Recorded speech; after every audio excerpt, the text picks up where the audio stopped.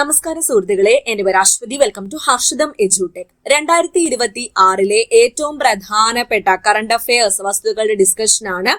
ഇനി വരുന്ന എല്ലാ PSC പരീക്ഷകൾക്കും പ്രതീക്ഷിക്കാവുന്ന പ്രധാനപ്പെട്ട തെരഞ്ഞെടുത്ത ക്വസ്റ്റ്യൻസ് മാത്രമാണ് നമ്മൾ ഡിസ്കസ് ചെയ്യുന്നത്. പിന്നെ ക്ലാസ്സിന്റെ ഇടയ്ക്ക് ഞാൻ കുറച്ച് ക്വസ്റ്റ്യൻസ് ഒക്കെ ചോദിക്കും. അത് താഴെ നിങ്ങൾ കൃത്യമായിട്ട് കമന്റ് ചെയ്യുക. ക്ലാസ് കഴിഞ്ഞിട്ട് ഇതിന്റെ നോട്ട് നിങ്ങൾക്ക് വേണമെന്നുണ്ടെങ്കിൽ PDF താഴെ കമന്റ് ചെയ്താൽ മതി. നമ്മുടെ ടെലഗ്രാം ചാനലിൽ ഇതിന്റെ നോട്ട് ഞാൻ ഇട്ട് തന്നേക്കാം. നിങ്ങൾക്ക് ഫ്രീ ആയിട്ട് ഡൗൺലോഡ് ചെയ്ത് പ്രിന്റ് എടുക്കാവുന്നതാണ്. ഓക്കെ, അപ്പൊ സ്റ്റാർട്ട് ചെയ്താലോ? എല്ലാവരും സെറ്റ് അല്ലേ? ക്ലാസ് ഇരുന്ന് തന്നെ പഠിച്ചിട്ട് പോകാൻ വേണ്ടി മാക്സിമം നോക്കുക. ഓക്കെ, ആദ്യത്തെ ചോദ്യം, 2026 നാറ്റോ ഉച്ചകോടിയുടെ വേദി എവിടെയാണ്? തുർക്കിയിലെ അങ്കാറയാണ് 2026 നാറ്റോ ഉച്ചകോടിയുടെ വേദി. നാറ്റോ, NATO, നാറ്റോയുടെ ഫുൾ ഫോം എന്താണ്? North Atlantic treaty organisation. നാറ്റോയുടെ ഫുൾ ഫോം എന്താ? North Atlantic treaty organisation. NATO രൂപീകരിച്ച വർഷം ഏതാണ്? താഴെ നിന്ന് കമന്റ് ചെയ്യാമോ? PSC പ്രസ്താവന രീതിയിൽ ഇപ്പോൾ നാറ്റോയെ പറ്റി ചോദിക്കുന്നുണ്ട്. അതുകൊണ്ട് തന്നെ ഈ ഒരു വർഷം നിങ്ങൾ കൃത്യമായിട്ടും അറിഞ്ഞിരിക്കണം. താഴെ നിന്ന് കമന്റ് ചെയ്തോളൂ. നാറ്റോ രൂപീകരിച്ച വർഷം ഏത്? നാറ്റോയുടെ ആസ്ഥാനം എവിടെയാണ്? ബെൽജിയത്തിലെ ബ്രസൽസ് ആണ് നാറ്റോയുടെ ആസ്ഥാനം എന്നോർക്കുക. നിലവിൽ എത്ര അംഗരാജ്യങ്ങളാണുള്ളത്? 32 അംഗരാജ്യങ്ങളാണുള്ളത്. ഏറ്റവും ഒടുവിലായി അംഗരാജ്യമായ രാജ്യം ഏതാണ്? സ്വീഡൻ. 32ാമതായി അംഗരാജ്യമായത് സ്വീഡൻ ആണ്. സ്കാൻഡിനേവിയൻ രാജ്യമായ സ്വീഡൻ 2024. അതിന് തൊട്ടു മുൻപ് 31ാമത് അംഗരാജ്യമായത് ഏത്? അത് PYQ ആയിട്ട് PSC ചോദിച്ചായിരുന്നു. ഫിൻലൻഡ് ആണ് 31ാമത്തെ അംഗരാജ്യമായത്. 32ാമത്തെ അംഗരാജ്യമായത് ഏത് രാജ്യമാണ്? സ്വീഡൻ. സെറ്റ് അല്ലേ? അപ്പൊ നിങ്ങളോട് ചോദിച്ച ചോദ്യം എന്താണ്? നാറ്റോ രൂപീകരിച്ച വർഷം ഏതാണ്? താഴെ നിന്ന് കമന്റ് ചെയ്യണേ.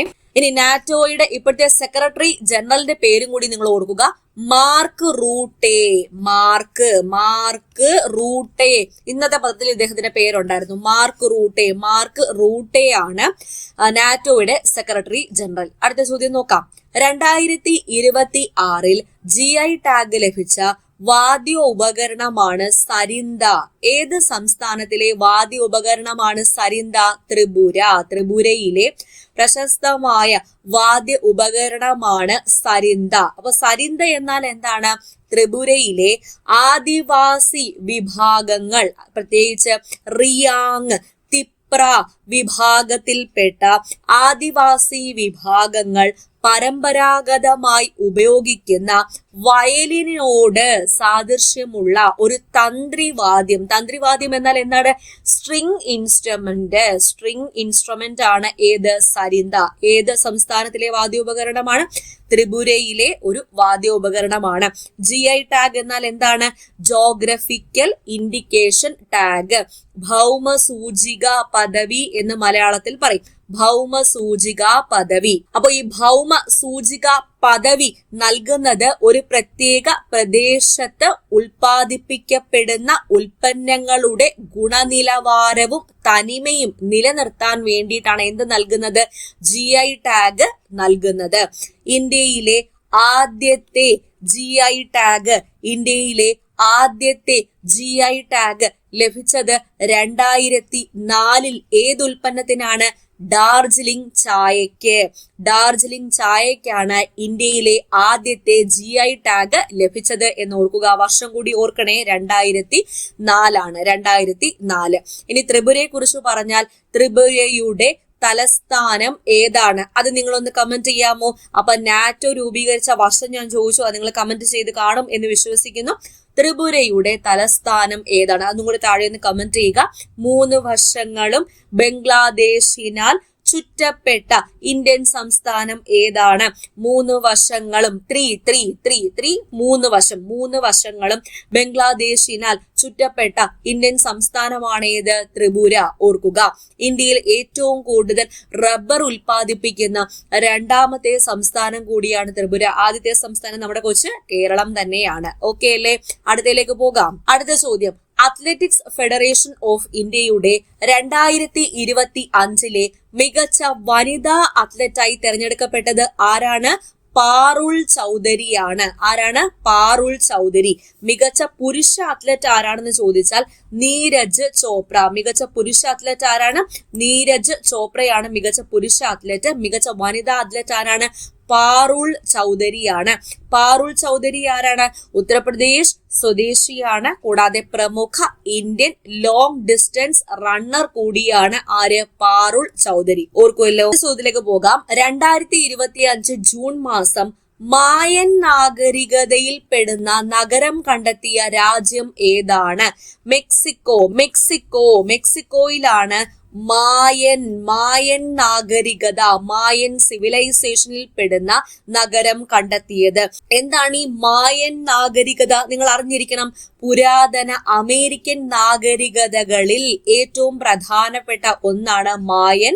മെക്സിക്കോയുടെ തെക്കൻ ഭാഗങ്ങളിലും മധ്യ അമേരിക്കയിലുമാണ് ഇത് നിലനിന്നിരുന്നത് എന്നുകൂടി ഓർക്കുക. മെക്സിക്കോയിലാണ് മായൻ നാഗരികതയിൽ പെടുന്ന നഗരം അടുത്തിടെ കണ്ടെത്തിയത്. സെറ്റല്ലേ? അടുത്ത ചോദ്യം. നോർവേ ചെസ് ടൂർണമെന്റിൽ കിരീടം നേടിയ ആദ്യത്തെ ഇന്ത്യക്കാരൻ ആരാണ്? ആർ പ്രജ്ഞാനന്ദ. രമേശ് ബാബു പ്രജ്ഞാനന്ദ എന്ന ആർ പ്രജ്ഞാനന്ദയാണ് നോർവേ ചെസ് ടൂർണമെന്റിൽ കിരീടം നേടിയ ആദ്യത്തെ ഇന്ത്യക്കാരൻ. അപ്പൊ ലോകത്തിലെ ഏറ്റവും കഠിനമായ ചെസ് ടൂർണമെന്റുകളിൽ ഒന്ന് തന്നെയാണ് നോർവേ ചെസ് ടൂർണമെന്റ്.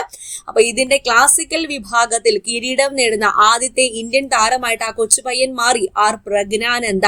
ടൂർണമെന്റിൽ വെച്ച് ലോക 1-ാം നമ്പർ താരമായ മാഗ്നസ് കാൾസനെ ആര് തോൽപ്പിച്ചിരുന്നു? ആർ പ്രജ്ഞാനന്ദ തോൽപ്പിച്ചിരുന്നു. ആർ പ്രജ്ഞാനന്ദ തമിഴ്നാട് സ്വദേശിയാണ്. ആർ പ്രജ്ഞാനന്ദയുടെ സഹോദരി ആർ വൈശാലിയും പ്രമുഖ വനിതാ ചെസ് ഗ്രാൻഡ് മാസ്റ്റർ കൂടിയാണ്. അപ്പൊ ഇന്ത്യയിലെ ആദ്യത്തെ ഗ്രാൻഡ് മാസ്റ്റർ സഹോദരങ്ങൾ, സിബ്ലിംഗ് ഗ്രാൻഡ് മാസ്റ്റേഴ്സ് എന്ന ബഹുമതി ആർക്കാണ് ലഭിച്ചത്? ആർ വൈശാലിക്കും ആർ പ്രജ്ഞാനന്ദയ്ക്കുമാണ് ലഭിച്ചത്. ഇന്ത്യയിലെ ആദ്യത്തെ ചെസ് ഗ്രാൻഡ് മാസ്റ്റർ ആരാണെന്ന് ചോദിച്ചാൽ വിശ്വനാഥ് ആനന്ദ് ആണ്. വിശ്വനാഥ് ആനന്ദ് എന്നാണ് ചെസ് ഗ്രാൻഡ് മാസ്റ്റർ ആയത്? 1988 1988 വിശ്വനാഥ് ആനന്ദ് ഇന്ത്യയുടെ ചെസ് ഗ്രാൻഡ് മാസ്റ്റർ ആയത്. ഇന്ത്യയിലെ ആദ്യത്തെ ചെസ് ഗ്രാൻഡ് മാസ്റ്റർ ആയത്. ഓക്കെ, സെറ്റ് അല്ലേ? അടുത്ത ചോദ്യത്തിലേക്ക് പോകാം. അതിനു മുന്നേ നമ്മുടെ ഹർഷിതം എജ്യൂടെക് ആപ്പിലെ വേരിയസ് LGSന്റെ ബാച്ച് 2 അഡ്മിഷൻ തുടരുകയാണ്. ഇനി ഒരു 15 സീറ്റും കൂടെ ബാക്കിയുള്ളൂ. ഈ കോഴ്സിന്റെ വാലിഡിറ്റി വരുന്നത് 2027 ഡിസംബർ മാസം 31 വരെയാണ്. ഫുൾ സിലബസ് കവറേജ് ആണ്. മാത്സും സയൻസും GKയും മെന്റൽ എബിലിറ്റിയും കറണ്ട് അഫയേഴ്സും പഴയ SCRTയും പുതിയ SCRTയും PSC previous questions with related ഫാക്ട്സും ഡിസ്കഷനും എല്ലാം ഉണ്ടായിരിക്കും. പിന്നെ ഏറ്റവും വലിയ പ്രത്യേകത, നിങ്ങൾക്ക് പ്രിന്റ് എടുക്കാൻ പറ്റുന്ന PDF നോട്ട് ഉൾപ്പെടെയാണ് പ്രൊവൈഡ് ചെയ്യുന്നത്. നോട്ട് എഴുതി കഷ്ടപ്പെടേണ്ട ആവശ്യമില്ല. പ്രിന്റ് എല്ലാ ക്ലാസിന്റെയും പ്രിന്റ് നിങ്ങൾക്ക് എടുക്കാവുന്നതാണ്.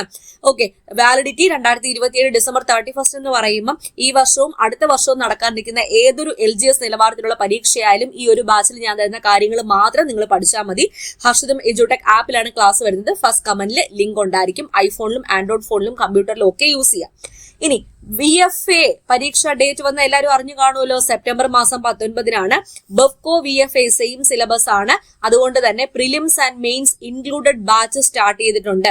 ഫീസ് 1799 മാത്രമേ വരുന്നുള്ളൂ. ഗൈഡൻസ് ഉള്ള ബാച്ചാണ്. തിങ്കൾ മുതൽ വെള്ളി വരെ ക്ലാസ്, ശനി ഞായറും റിവിഷൻ, ഞായറാഴ്ച പരീക്ഷ. ആ ഒരു രീതിയിലാണ് അറേഞ്ച് ചെയ്തിരിക്കുന്നത്. ഇതിലും അഡ്മിഷൻ തുടർന്നുകൊണ്ടേ ഇരിക്കുകയാണ്. ഇതിന്റെ വാലിഡിറ്റി 2026 ഡിസംബർ 31 വരെയാണ്.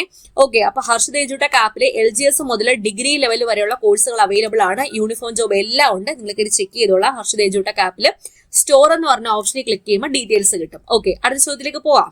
ചോദ്യം. 2026 ന്യൂയോർക്ക് ഇന്ത്യൻ ഫിലിം ഫെസ്റ്റിവലിൽ മികച്ച നടിക്കുള്ള പുരസ്കാരം നേടിയ നടി ആരാണ്? മീനാക്ഷി ജയൻ ആണ്. ഈ ന്യൂയോർക്ക് ഇന്ത്യൻ ഫിലിം ഫെസ്റ്റിവലിന്റെ കാര്യം PSC എപ്പോഴും ചോദിക്കാറുണ്ട്. അതുകൊണ്ട് ഓർത്തിരിക്കുക. 2026 മികച്ച നടിക്കുള്ള പുരസ്കാരം ഒരു മലയാളി നടിക്ക് ലഭിച്ചു, മീനാക്ഷി ജയൻ. ഓക്കെ, ഓർത്തിരിക്കണേ. അടുത്ത ചോദ്യം നമ്മുടെ ഒരു റൈസിംഗ് സ്റ്റാർ വൈഭവ് സൂര്യവംശിയെ കുറിച്ചുള്ള ഫാക്ട് ആണ്. ഇന്ത്യൻ സീനിയർ ക്രിക്കറ്റ് ടീമിലേക്ക് തെരഞ്ഞെടുക്കപ്പെടുന്ന ഏറ്റവും പ്രായം കുറഞ്ഞ താരം ആര്? ഇന്ത്യൻ സീനിയർ ക്രിക്കറ്റ് ടീമിലേക്ക് തെരഞ്ഞെടുക്കപ്പെടുന്ന ഏറ്റവും പ്രായം കുറഞ്ഞ താരമാണ് വൈഭവ് സൂര്യവംശി. ആരാണ് വൈഭവ് സൂര്യവംശി?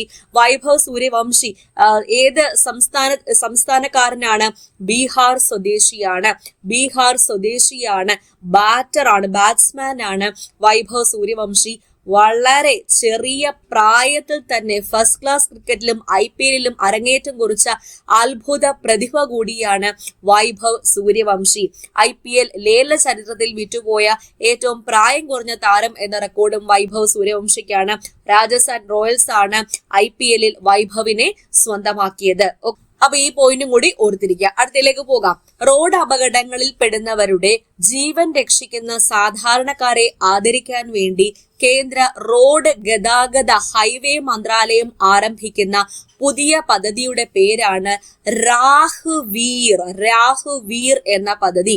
റോഡ് അപകടങ്ങളിൽ പെടുന്നവർക്ക് കൃത്യസമയത്ത് സഹായം എത്തിച്ച് ജീവൻ രക്ഷിക്കാൻ മുന്നോട്ട് വരുന്ന സാധാരണക്കാരായ ആളുകളെ, ഗുഡ് സമാരിറ്റൻസിനെ പ്രോത്സാഹിപ്പിക്കുകയും ആദരിക്കുകയും ഒക്കെ ചെയ്യാൻ വേണ്ടിയിട്ടാണ് ഇങ്ങനെ ഒരു പദ്ധതി ആരംഭിച്ചിരിക്കുന്നത്. എന്താണ് ആ പദ്ധതിയുടെ പേര്? രാഹ്വീർ എന്നതാണ് ഈ ഒരു പദ്ധതിയുടെ പേര്. ഓർക്കുമല്ലോ. ഇത് ചോദ്യം. കേരളത്തിലെ പുതിയ ജയിൽ വകുപ്പ് മേധാവി ആരാണ്? ശ്രീജിത്ത് IPS ആണ്.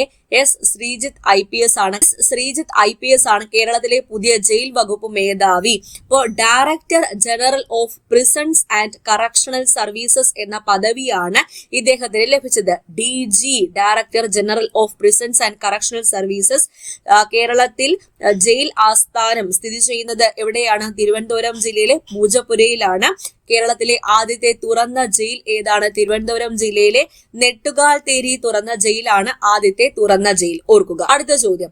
അടുത്തിടെ രാജിവെച്ച ബ്രിട്ടീഷ് പ്രധാനമന്ത്രി ആരാണ്? കെയർ സ്റ്റാമർ ഏത് രാഷ്ട്രീയ പാർട്ടിയിലായിരുന്നു? ലേബർ പാർട്ടിയുടെ നേതാവാണ് care Starmer.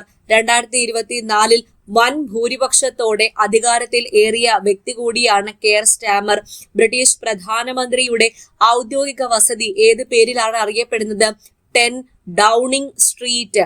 10 Downing DOWNING 10 Downing street എന്നതാണ് ബ്രിട്ടീഷ് പ്രധാനമന്ത്രിയുടെ ഔദ്യോഗിക വസതി.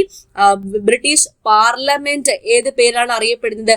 വെസ്റ്റ്മിൻസ്റ്റർ എന്നാണ് ബ്രിട്ടീഷ് പാർലമെന്റ് അറിയപ്പെടുന്നത്.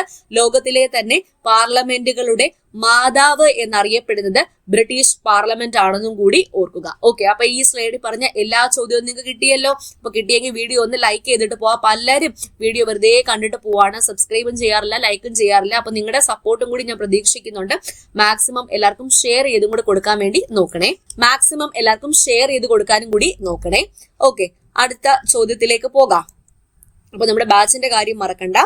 2027 53ാമത് G7 ഉച്ചകോടിക്ക് വേദിയാകുന്ന രാജ്യം ഇമ്പോർട്ടന്റ് ആണ്, USA. 2027 G7 ഉച്ചകോടി നടക്കുന്നത് ഏത് രാജ്യത്ത് വെച്ചാണ്? USA-യിൽ വെച്ചാണ്. നാഷണൽ സ്റ്റാറ്റിസ്റ്റിക്കൽ കമ്മീഷൻ ചെയർപേഴ്സണായി നിയമിതനായത് ഇമ്പോർട്ടന്റ് ഡോക്ടർ സൈബൽ ചതോപാധ്യായയാണ്. നാഷണൽ സ്റ്റാറ്റിസ്റ്റിക്കൽ കമ്മീഷൻ ചെയർപേഴ്സൺ ആയിട്ട് നിയമിതനായത് ആരാണ്? ഡോക്ടർ സൈബൽ ചതോപാധ്യായ. 2026 ജൂൺ മാസം വനിതകളുടെ ലോങ് ജമ്പിൽ അഞ്ജു ബോബി ജോർജ് 22 വർഷം മുൻപ് സ്ഥാപിച്ച ദേശീയ റെക്കോർഡ് മറികടന്ന മലയാളി താരം ഓർത്തിരുന്നോളൂ. ഇനി വരുന്ന പരീക്ഷകൾക്കൊക്കെ ചോദിക്കാൻ ചാൻസ് ഉണ്ട്. ആൻസി സോജൻ. അപ്പൊ ആൻസി സോജന്റെ കായിക ഇനം ലോങ് ജമ്പ് ആണ്. അഞ്ജു ബോബി ജോർജിന്റെ 22 വർഷം മുൻപുള്ള റെക്കോർഡാണ് ആൻസി സോജൻ മറികടന്നത്. ഓക്കെ, അടുത്തിടെ ലോക ബാങ്കിന്റെ എക്സിക്യൂട്ടീവ് ഡയറക്ടറായി നിയമിതനായ ഇന്ത്യൻ സാമ്പത്തിക വിദഗ്ധൻ ആരാണ്? നീലകണ്ഠ മിശ്ര. ലോക ബാങ്കിന്റെ എക്സിക്യൂട്ടീവ് ഡയറക്ടർ നീലകണ്ഠ മിശ്ര. അടുത്തതും പ്രതീക്ഷിത ചോദ്യമാണ്. 22ാമത് പി കേശവദേവ് സാഹിത്യ പുരസ്കാര ജേതാവ് ആരാണ്? 22ാമത് പി കേശവദേവ് സാഹിത്യ പുരസ്കാരം സുഭാഷ് ചന്ദ്രനാണ് ലഭിച്ചത്. ഓർക്കുക, സുഭാഷ് ചന്ദ്രൻ. ഓക്കെ, അപ്പൊ ഇന്ന് നമ്മൾ ഡിസ്കസ് ചെയ്ത ക്വസ്റ്റ്യൻസ് ഒന്ന് റിവിഷൻ അടിച്ചിട്ട് വരാം. ക്ലാസ്സിൽ ഇരുന്ന് തന്നെ നിങ്ങൾ പഠിച്ചിട്ട് പോയി എന്ന് ഞാൻ വിചാരിക്കുകയാണ്. 2026 നാറ്റോ ഉച്ചകോടിയുടെ വേദി അങ്കാറ, തുർക്കി. ത്രിപുരയിലെ വാദ്യോപകരണമാണ് സരിന്ത. അടുത്തിടെ GI ടാഗ് ലഭിച്ചു. അത്ലറ്റിക്സ് ഫെഡറേഷൻ ഓഫ് ഇന്ത്യയുടെ 2025 മികച്ച വനിതാ അത്ലറ്റ് പാറുൽ ചൌധരിയാണ്. പുരുഷ അത്ലറ്റ് നീരജ് ചോപ്ര. 2026 ജൂൺ മാസം മായൻ നാഗരികതയിൽപ്പെടുന്ന നഗരം കണ്ടെത്തിയത് മെക്സിക്കോയിലാണ്. നോർവേ ചെസ് ടൂർണമെന്റ് കിരീടം Praggnanandhaa. 2026 New York Indian film festival മികച്ച നടി Meenakshi Jayan. Indian senior cricket ടീമിലേക്ക് തെരഞ്ഞെടുക്കപ്പെടുന്ന ഏറ്റവും പ്രായം കുറഞ്ഞ താരം വൈഭവ് സൂര്യവംശി. റാഹുവീർ ഓർക്കുക. കേരളത്തിലെ പുതിയ ജയിൽ വകുപ്പ് മേധാവി S ശ്രീജിത്ത് IPS ആണ്. ബ്രിട്ടീഷ് പ്രധാനമന്ത്രിയായ കെയർ സ്റ്റാമർ അടുത്തിടെ രാജിവെച്ചു. അതിനിടയ്ക്ക് നമ്മുടെ കോഴ്സിന്റെ കാര്യം ഞാൻ പറഞ്ഞിട്ടുണ്ടായിരുന്നു, അതുകൂടി ഒന്ന് ഓർക്കുക.